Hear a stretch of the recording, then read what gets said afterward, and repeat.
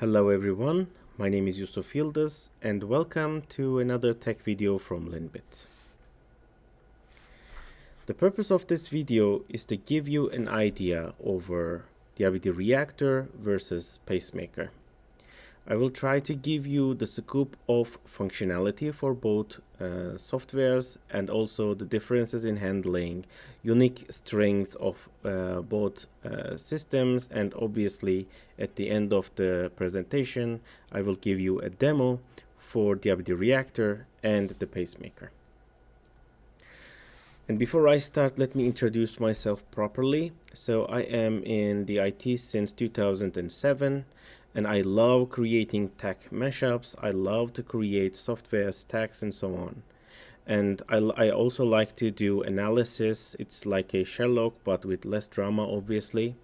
I kind of like doing analysis for the software usage for the customers and the enterprises. And I am working as a pre-sales in LINBIT. So if you have any technical questions regarding to LINBIT products, you directly come to me because I can help you out with that.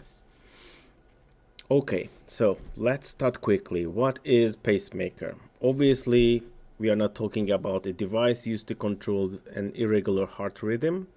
The Pacemaker is an advanced open source high availability resource manager. It's built to ensure resources uninterrupted availability within a cluster.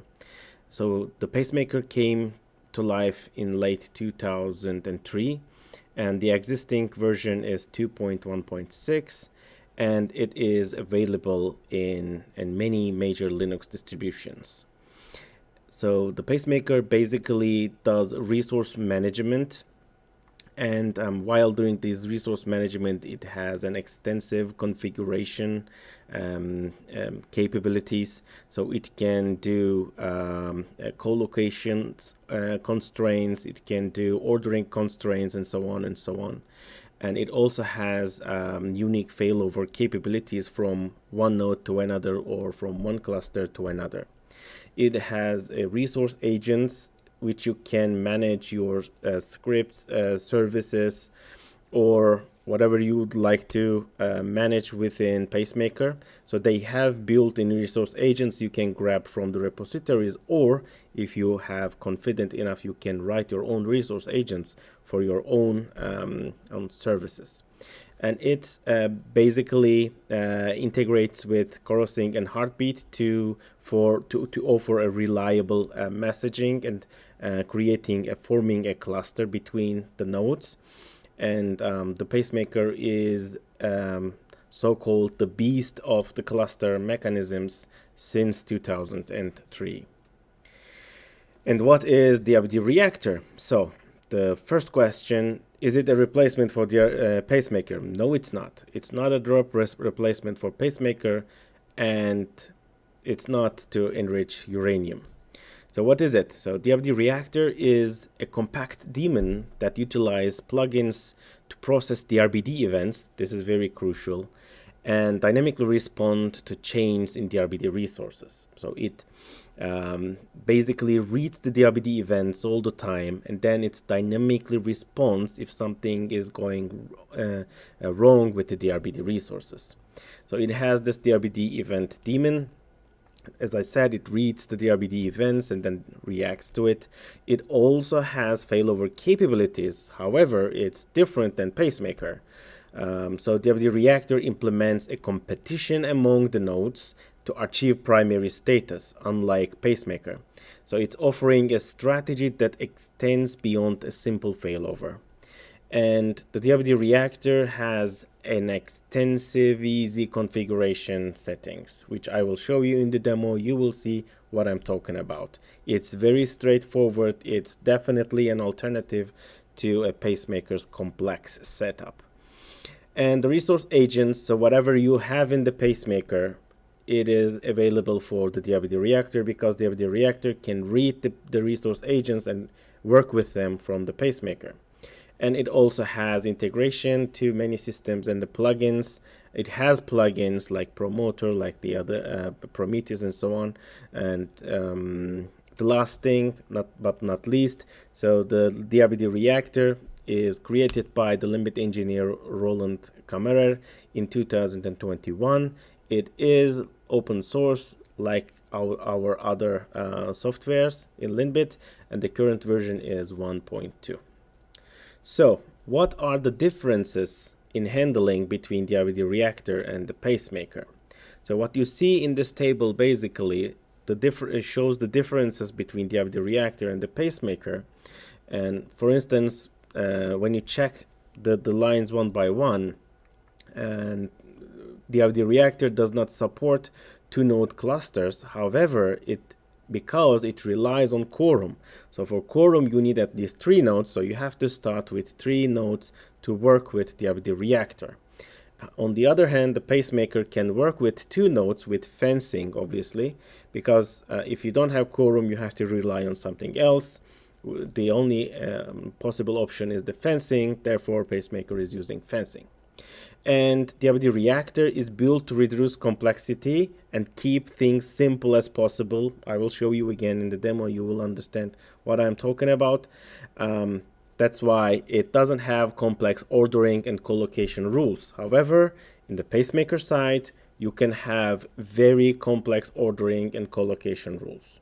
So if you have like a huge system that needs very complex mechanisms to fail over, fail back, and so on, then you might want to go with the pacemaker. However, if you're looking for a simple failover, simple HA mechanisms for your services, then the DRBD reactor is your best buddy out there. And there is no GUI for the DRBD reactor, and I really don't think you don't need it. But in pacemaker, there is a GUI in PSD, I believe. And the DRBD reactor doesn't have the environment agnostic fencing. However, the pacemaker fencing could work everywhere for the pacemaker with the software, but it's a little bit more complex to set up if you want to do it. And then on the other areas, for instance, like a Prometheus integration, the DRBD reactor has it by default, and the pacemaker you have to do it additionally. And the node preference rules is also applicable for the DRBD reactor and the pacemaker.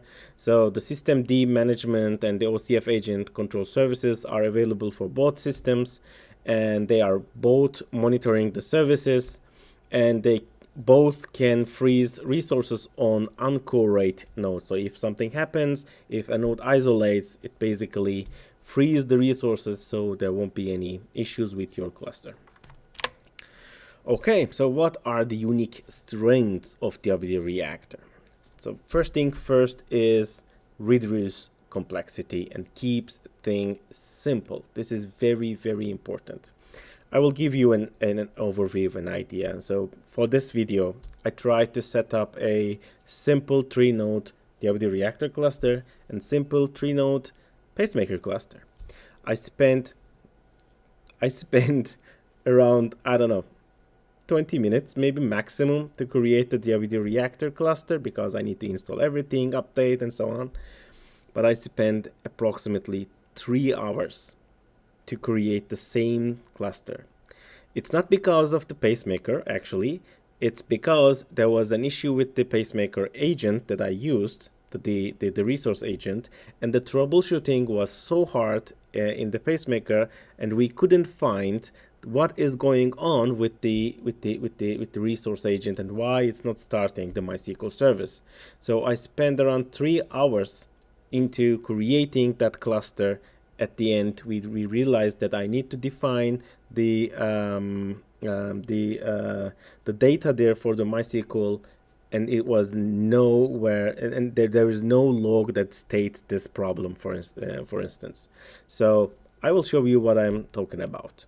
So the reduce the complexity and keeps things simple is very, very important for us. That's why we created the DRBD reactor.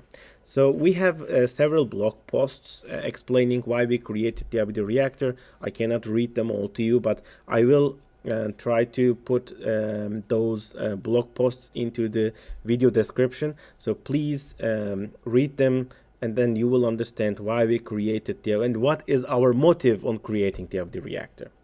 And obviously, this is kind of a LINBIT strategy, and we shift responsibility to well-known and test components. What do we mean by that?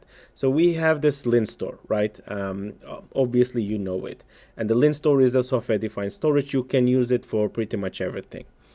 Every operator out there. I mean, from the virtual machines to the container ecosystems, the LIN store has an API and driver. However, this LIN store is not reinventing the wheel.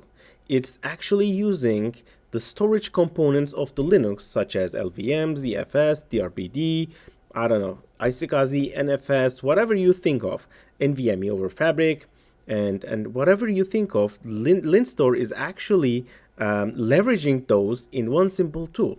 So its only purpose is to manage these tools for you, so you don't have to manage one by one. And the same scenario goes for DRBD Reactor too. So we are using the existing Linux capabilities to manage your cluster and to manage your services and make them highly available. Again, keep configuration simple.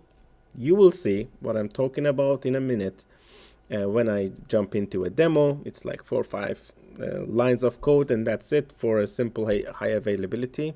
And we will compare it with the Pacemaker. And keep the number of components and interactions between them low. I mean, it's like a similar to the others, but it's actually very important, and it's easier to understand and administrate. This is what I was talking about when I explained to you, like I spent around 3 hours to troubleshoot Pacemaker error to find out that I'm missing one simple small line in my configuration. And finally, make it easy to build. We have a GitHub page for the DRBD Reactor. You can find it over there. And I believe there is already a binary you can download, but if you want to build it yourself, it's easy to build. It's very convenient. Okay, so we spoke about the DRBD Reactor. Now let's jump into the unique strengths of Pacemaker. So Pacemaker is old and it's very mature, if you ask me. So sometimes I rely on Pacemaker on customers' clusters, obviously, and sometimes I rely on DRBD Reactor. And I didn't mention, so let me mention it. We have been providing Pacemaker plus DRBD clusters to our customers since 20 years.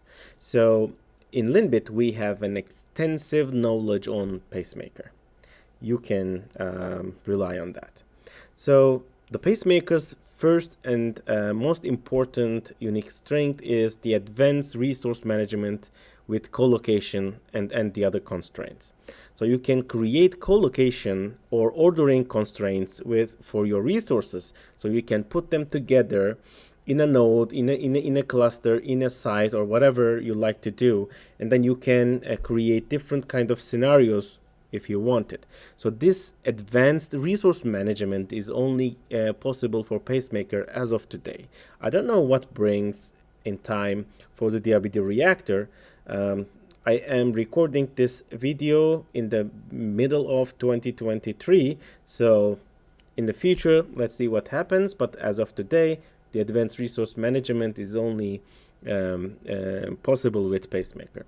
It has a GUI, I already explained. I don't know who uses it. I never used it. I don't think anybody is using it, but it has a GUI if you want to see some things.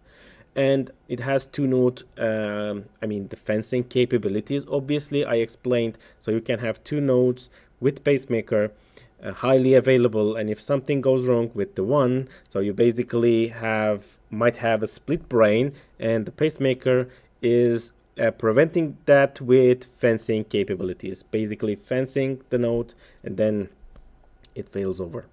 So you can create complex multi-site setup with boot integration with Pacemaker. Pacemaker is a perfect tool for that.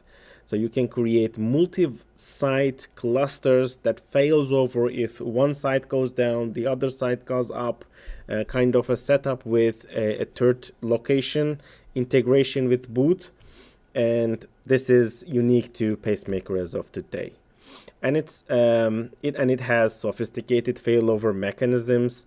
You can create conditions, you can create constraints around it, and then you can have like very sophisticated failover from one node to another or one class to another. And also for the last, it has an interoperability for many systems out there, because it's been here for, I don't know, it's 18 years now.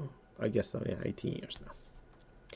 Okay, enough with the talk. Now let's go for a demo. So, and in the demo, I will show you the exact same scenario for DRBD Reactor and the Pacemaker. So we will have a MySQL service, both running in 3 nodes, and we will do a failover from one node to another. Okay, it's just a simple high availability for a simple service, and then we will also investigate the configurations needed to create this kind of scenario. So let me show you my setup. So what you see here is basically node 1, node 2, and node 3. These are my DRBD Reactor nodes in here, and I also have Pacemaker 1, Pacemaker 2, and Pacemaker 3. As you can imagine, these pacemakers are for the Pacemaker Cluster, and the node 1, node 2, 3 is for DRBD Reactor. So what I did before the demo, I set up a DRBD resource on all 3 machines, obviously on all 6 machines, because I have to have a replicated block device for replicating my data. And then I installed DRBD Reactor on one end and the Pacemaker on the other end. And then I added the DRBD Reactor's configuration file for this exact resource and the service. And then I also did the same thing for the Pacemaker. So the only differences is on the cluster management. So the service, the MySQL, and the data below, which is a DRBD block device right now, is the same. And for the DRBD Reactor, I only need to create this file with this data in it. I hope you can see it. So as you can see here, we start with the ID. This is just a simple ID for the promoter plugin for the DRBD Reactor, and then we promote the DRBD resources, the resource which is R0 in this case, and then I added my resource agents. So these are Pacemaker's resource agents. Please be sure that you can use every Pacemaker resource agent within this DRBD Reactor. So I added my mount file system, obviously, because after I promote my DRBD, I need to add a mount point into it and then use it, right? So my mount point is mnt/mysql, which relies on this DRBD device. And then I need to have a highly available IP address for my service, because my service will switch from one node to another X given a time. Anything could happen. I don't want an IP to change. And then obviously the MySQL service. So what you see here, basically DRBD resource, it's like a tree. DRBD resource, and then the file system, because when I promote my DRBD resource, it becomes a primary, and then I mount my DRBD device, which is /mnt/mysql, and then I added my floating IP into the system, and then I started my MySQL service. That's it. So every line is a step. That's simple as that. Nothing complex, nothing fancy going on here. There are some other options here. You can check it from the GitHub page. What are they, and how you can play around. It's not the subject of this video, but this is the DRBD Reactor's configuration for all. Once I add this TOML file into all machines, I simply stopped the DRBD Reactor and started, and everything started to run without any issue. You can imagine how easy to create highly available clusters with DRBD Reactor. So what's going on here? So DRBD Reactor CTL status. So when I do it, I have a response. It says they're currently active on node 2, because it knows which node it has the DRBD's primary status. And then, as you can see here, nothing is live here. There is no green lines. Let's go to the node 2, okay? DRBD Reactor CTL status. And what you see here is this DRBD resource is primary in here. And then the DRBD reactor started all the services required, DRBD promote, and then the file system, the mount point, I mean, and then the IP, and then the MySQL service. And the MySQL service is running in here, as you can see. I mean, let's change this column to Yusuf, okay? And when I save it, oh, incorrect column name, okay, sorry. I believe I'm bad at MySQL. No, okay, let's change it to test3. Is it working? Okay, test3 is working. So I changed my column name, okay, from test2 to test3. And now I simply shut down my node. Something happened and my node failed miserably. Node 2 shut down immediately. So what happens is I cannot get any response from the node 2. So what happens is between node 1 and node 2, they are racing each other to get the primary status of the DRBD. So one of them will get it eventually. In this case, it's node 1, and the other one will just can't do it because the DRBD is now primary in the node 1. As you can see, it's just active on the node 1. And my service is still running, as you can see, and nothing is failed. Nothing is changed because there is a real-time replication between the nodes. So I changed it on the second node, and the MySQL service is now active on the first node, and the data is up to date in that place too. Because the DRBD is replicating everything block by block, real time. There is no asynchronous replication in this case. You can do asynchronous replication with the DRBD, it's possible, but in this case it's synchronous. And even if it's asynchronous, it will be immediately for this case. So what happens if I open power on again my second node? What happens? So the node basically starts again, and then it realizes that the other nodes have the primary status for the DRBD, and it just syncs whatever it's missing. That's it. So it's now powering on. It's on. Let me open my SSH connection again. Let's put it here so we don't mix it. DRBD Reactor CTL status. And as you can see here, it's saying that the service is active on node 1, and if I say DRBD ADM status, it happened very, very quickly, but it synced whatever changed on the first node. Actually, I didn't change anything, but even if I changed it, it will just sync in a second because it's a local replication. So this is the simple way of using DRBD Reactor. You can evaluate this in many cases. You can use it in many different cases. We are open to any ideas from you guys. So please, if you have any idea about the usage of DRBD Reactor, just go into the comments, write it down, or you can get in touch with us from the community Slack channel, which I will share at the end of the presentation and the video. Okay, so we finished the DRBD Reactor side. Now let's switch to the Pacemaker.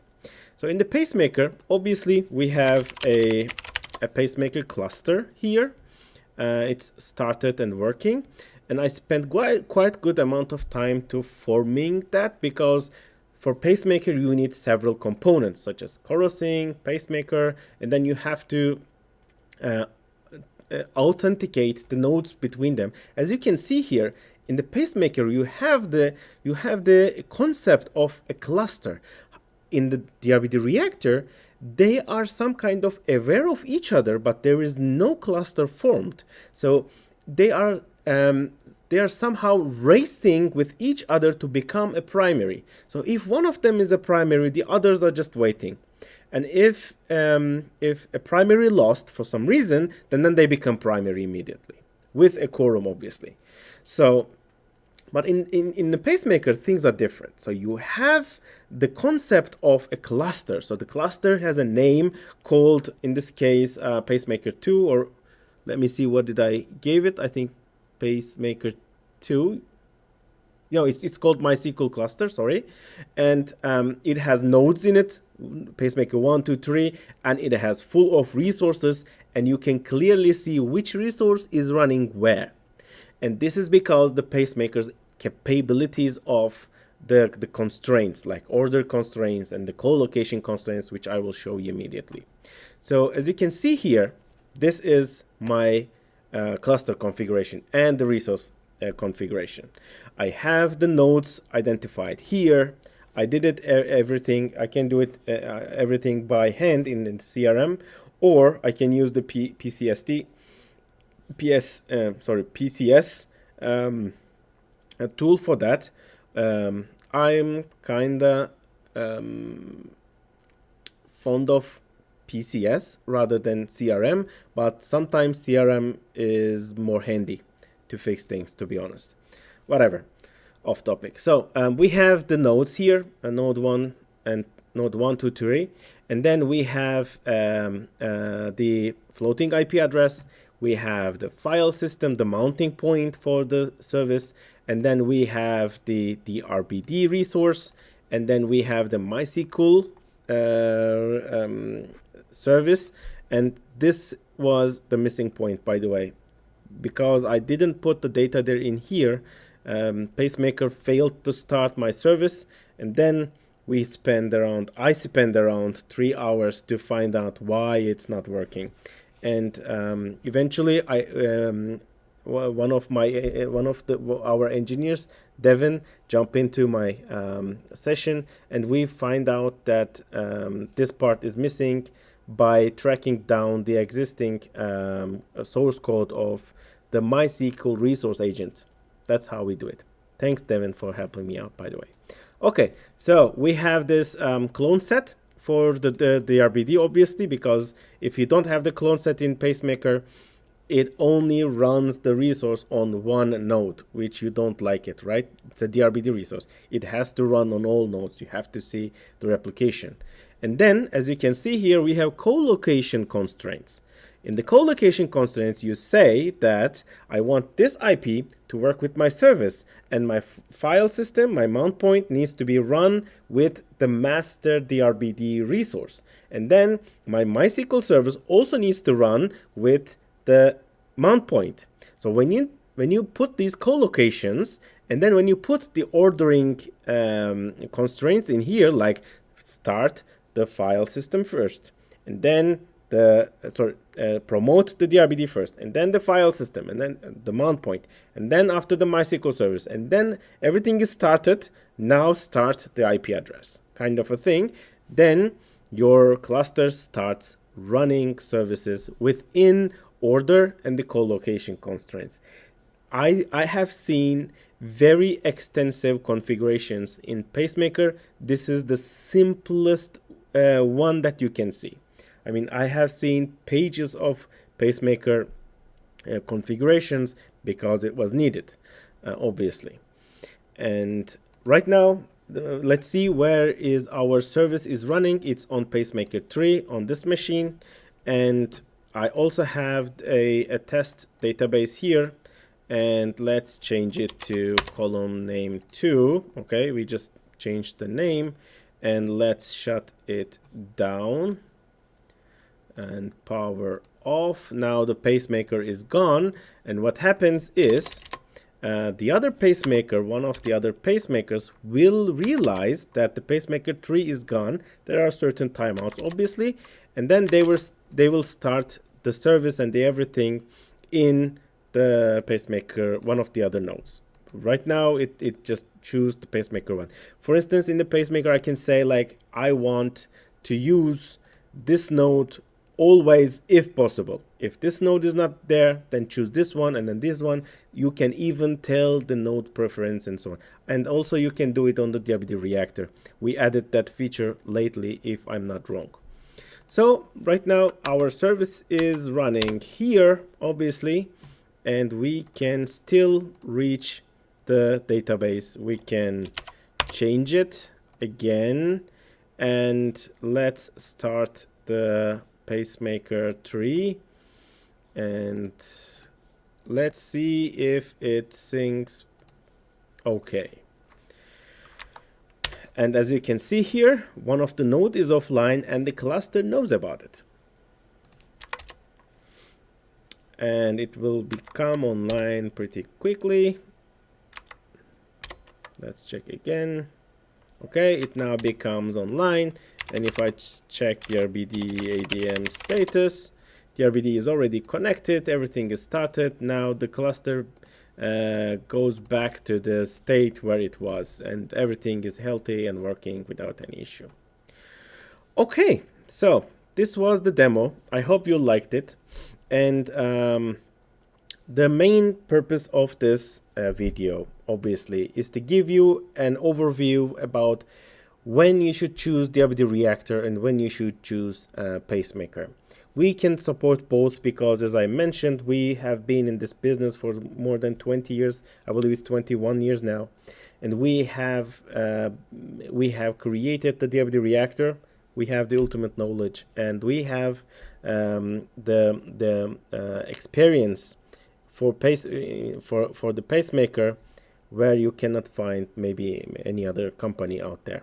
So if you still have more questions about where you should choose DRBD Reactor, or if you even have some issues with it for your cluster, please get in touch with us from sales@linbit.com if you would like to get a support subscription, or you can feel free to join our community Slack channel, and then you can find me there, or you can send me an email from my email, which I showed you in the beginning of the video.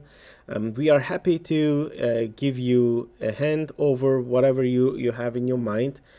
And I hope you liked the video and the demo itself. And thank you for listening and watching till the end.